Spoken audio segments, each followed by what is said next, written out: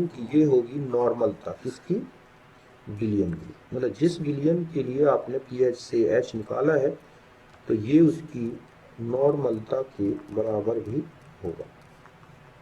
ठीक है, तो इस तरह से हमें पीएच से एच प्लस और एच प्लस से पीएच निकालना है, तो इन दोनों संबंधों का प्रयोग कर सकते हैं। एक रिलेशन और होता है पीओएच, इसे लिखा जाएगा -log10 बेस पर OH का मोलर सांद्रण। मीन्स अगर हमें POH पता है तो विलयन में OH माइनस आयन सांद्रता निकाल सकते हैं, और ये क्षार की नॉर्मलता के भी बराबर होगा। समझ गए ना, मतलब ये अम्ल की नॉर्मलता के बराबर है, H प्लस जो निकलेगा पीएच से वो अम्ल की नॉर्मलता के बराबर भी होगा, और पीओएच से OH अगर माइनस निकाल लो तो ये क्षार की नॉर्मलता के बराबर भी होता है। 25 डिग्री सेंटीग्रेड ताप पर H प्लस और OH का जो गुणनफल है मूलर सांद्रताओं का वो होता है 10⁻⁻14 मीन्स Kw के इक्वल। तो इस तरह से अगर हम H प्लस और OH का, ठीक है, पीएच के फॉर्म में लें या पीओएच के फॉर्म में, तो ये हो जाएगा pH plus pOH equal to 40। तो इस तरह से पीएच और पीओएच का जो योग है वो कितना होता है, 14। अब यहां बता दूं मैं कि अगर किसी विलयन का पीएच 7 आता है तो विलयन उदासीन होगा। पीएच अगर लेस देन 7 आता है तो विलयन अम्लीय होगा, और पीएच ग्रेटर देन 7 आता है तो क्षारीय होगा। बात क्लियर है? तो इस तरह से पहले तो आप अच्छी तरह समझ गए कि पीएच कैसे निकालें। हमें केवल H प्लस की मूलर सांद्रता पता है तो हम पीएच निकाल सकते हैं। पीएच से H भी निकाला जा सकता है 10⁻⁻⁻ पीएच।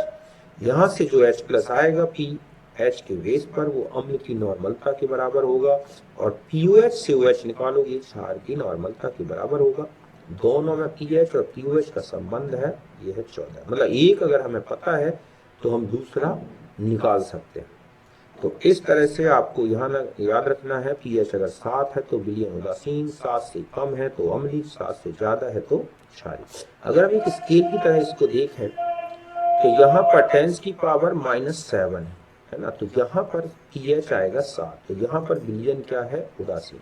अब 8 की तरफ से लेकर 14 तक अगर हम आगे की तरफ बढ़ते हैं तो विलयन की क्षारीयता लगातार बढ़ती जाएगी। मतलब यहाँ पर क्या बढ़ रही है, क्षारीयता, और जब 14 पहुंच जाए अगर पीएच तो अधिकतम क्षारीयता कही जाएगी।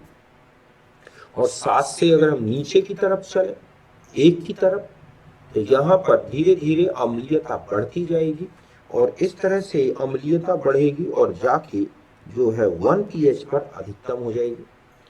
तो इस तरह से अगर हम यहाँ पर जब पीएच 1 है तो H प्लस 10⁻⁻1 आएगा, जब pH 7 है तो H प्लस आएगा 10 की पावर -7, ठीक है। और जब pH 14 होगा तो ये आएगा 10 की पावर -14।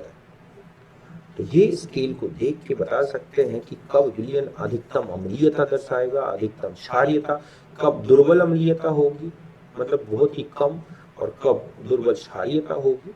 तो इस तरह से हम देखें कि अगर 7 से 8 के बीच में जाए तो क्षारीयता सबसे कम होगी, ऐसे अम्लीयता 7 से 6 के बीच में देखें तो बहुत कम होगी। तो ये स्केल देख के बताया जा सकता है कि कोई भी विलयन कितना ज्यादा क्षारीय है या अम्लीय। ओके, अब हम आ जाते हैं विभिन्न पीएच वाले विलयनों के मिश्रण का पीएच निर्धारण।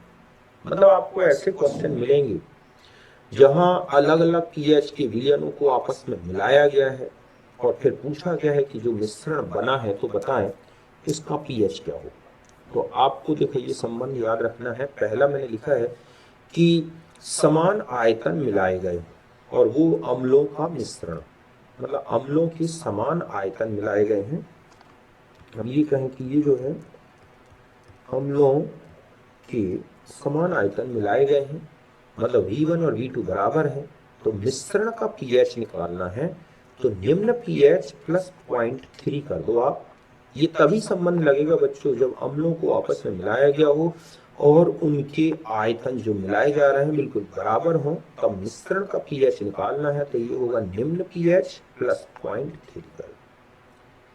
जैसे pH 3 और pH 4 के विलयनों के समान आयतन मिलाने पर प्राप्त मिश्रण का pH क्या होगा। तो यहाँ पर हमने लिखा लो pH जितना भी है और प्लस 0.3, तो 3 लो pH 3 और 4 है तो हम छोटा वाला pH लें, तो 3 प्लस 0.3 पे आ गया pH ऑफ मिक्सचर 3.3। अब मान लिया जाए कि अम्लों के विभिन्न आयतन मिलाए गए हैं, ठीक है, ये तो समान आयतन में सीधा संबंध लगता है। अगर विभिन्न आयतन मिलाए गए हैं तो फिर मिक्सचर का पहले H प्लस निकालेंगे और इसके लिए संबंध लगेगा 10 की power minus pH 1 into V1 plus 10 की power minus pH 2 into V2 upon V1 plus V2। मतलब यहाँ पर V1 और V2 जो अलग अलग आयतन मिलाए गए हैं वो है, और यहाँ पर 10 की पावर माइनस pH 1 मीन्स ये हो गई N1 है। 10 की पावर माइनस pH 2 ये हो गया N2। एक रिलेशन होता है ना मिक्सचर में N1 V1 plus N2 V2 upon V1 plus V2, वही मैंने यहाँ लगा दिया। अब जब आपको H प्लस मिक्सचर का पता है तो pH ऑफ मिक्सचर निकालोगे तो minus log H plus mixture कर दो। जैसे pH 2 आयतन है 100 ml, pH 3 आयतन है 200 ml मिलाए गए तो प्राप्त मिश्रण का pH क्या होगा। तो हम यहाँ लिखेंगे H प्लस मिक्सचर, तो यहाँ हो गया 10 की पावर माइनस 2 इंटू 100 प्लस 10 की पावर माइनस 3 इंटू 200 अपॉन में टोटल वॉल्यूम हो गया 200 और प्लस 100 तो 300। और आगे बढ़े तो ये हो गया हमारे पास 1 प्लस कितना 0.2 अपॉन 300 या 1.2 अपॉन 300। ये और आगे बढ़ोगे तो ये आ जाएगा H प्लस मिक्सचर का 4 इंटू 10 की पावर माइनस 3। यहाँ तक बात क्लियर है। बस हमें H प्लस पता है pH निकालना है, तो minus log H plus mixture, तो यहाँ रख दिया अपने माइनस लॉग 4 इंटू 10 की पावर माइनस 3, माइनस को बाहर रखें लॉग 4 प्लस लॉग 10 की पावर माइनस 3। और आगे बढ़ते जाएं तो ये बचेगा 3 माइनस लॉग 4, लॉग 4 को लिख सकते हैं 2 लॉग 2, और इस तरह से लॉग 2 की वैल्यू होती है 0.3010 और 2 से मल्टीप्लाई करें तो लगभग 0.6 आ गई, तो ये आ गया 2.4, जो कि एक अम्लीय विलयन को बता रहा है। अब हम आ जाते हैं, मान लो क्षारों का मिश्रण आपको दिया गया है, वहां अम्लों का था, अब क्या आ जाए क्षारों का, और पहली कंडीशन है समान आयतन मिलाए गए हैं। तो मिक्सचर का जो pH क्षारों का मिश्रण का जो बना उसका pH निकालना है, समान आयतन मिलाए गए हैं तो उच्च pH मान में से माइनस 0.3 कर दो, निकलाएगा मिक्सचर का डायरेक्ट pH। जैसे pH 9 और pH 11 के समान आयतन मिलाए गए तो जो मिक्सचर बना है उसका pH क्या होगा। तो आपने लिखा pH मिक्सचर इक्वल टू उच्च pH माइनस 0.3। उच्च pH कितना है 11, माइनस 0.3 कर दिया 10.7 आ गया। इस तरह से डायरेक्ट निकलाया मिक्सचर का pH। अब मान लो विभिन्न आयतन मिलाए गए हैं क्षारों के, तो पहले निकलेगा OH माइनस मिक्सचर, और इसके लिए आपको लेना है 10 की power minus POH 1 into V1 plus 10 की power minus POH whole twice into V2 upon V1 plus V2।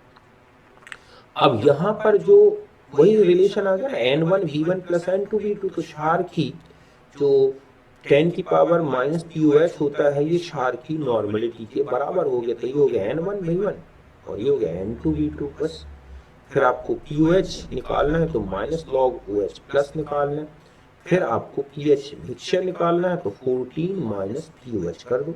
जैसे यहाँ पर एक क्वेश्चन किया है कि pH 12 का 100 ml और pH 13 का 200 मिला दिया गया और मिक्स कर दें, तो पूछा गया है कि ये जो pH होगा सॉल्यूशन का वो कितना हो।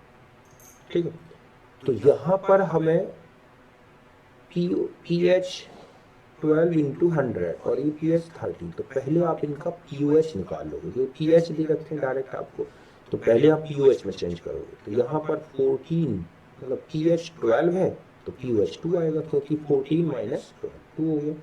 ऐसे ये 13 है तो यहाँ POH 1 हो गया। बस अब आप इस फॉर्मूले में रख दिया आपने, ये आ गया 1 प्लस 20 अपॉन 300 और करते गए तो इस तरह से आपके पास जो OH माइनस आयन आ गया मिक्सचर, ठीक है, वो आ गया 7 इंटू 10 की पावर माइनस 2, या 2 माइनस लॉग 7 तो 1.18 QH, तो pH आ गया 12.84। इस तरह से ध्यान रखें क्षारों का मिक्सचर मिलाया गया अलग अलग आयतन में और pH दिए गए हैं, तो pH में पहले POH में चेंज कर लो और फिर OH माइनस निकाल के मिक्सचर का और फिर निकालना है आपको pH मतलब POH और फिर pH।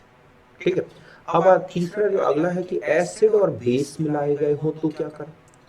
तो पहली कंडीशन है कि अगर इक्वल वॉल्यूम्स मिलाए गए, ठीक है, एसिड और बेस के, और एसिड और बेस दोनों के pH मिला के अगर ये 14 आ जाता है, मतलब एसिड और बेस मिलाए गए हों, इक्वल वॉल्यूम्स मिलाए गए हों, दोनों के pH एसिड के और बेस का pH दोनों को अगर जोड़ा जाए और वो 14 हो रहा है, तो ध्यान रखें मिक्सचर का pH 7 आएगा।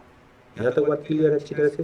फिर आता है कि मान लो एसिड और बेस का pH लेस देन 14 हो रहा है, 14 से नीचे हो रहा है एसिड और बेस का, तो pH of mixture approximate pH of acid के बराबर होगा। इस तरह से लगभग आसपास की वैल्यू आ जाएगी। और अगर मान लिया जाए, ठीक है, pH और ये एसिड और बेस का जो pH है मिला के 14 से ज्यादा आ रहा है, तो मिक्सचर का pH क्षार के pH के बराबर लगभग ले लेना है।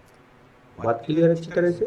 तो इस तरह से अगर समान आयतन की बात की गई और एसिड और बेस मिलाए गए हैं, तो ये 3 रिलेशन याद रखने। अगर समान आयतन ना हो तो क्या करें, तो आप पहले H प्लस ऐसे निकालोगे, 10 की power minus pH acid into Va minus 10 की power POH minus VV upon VA plus VB।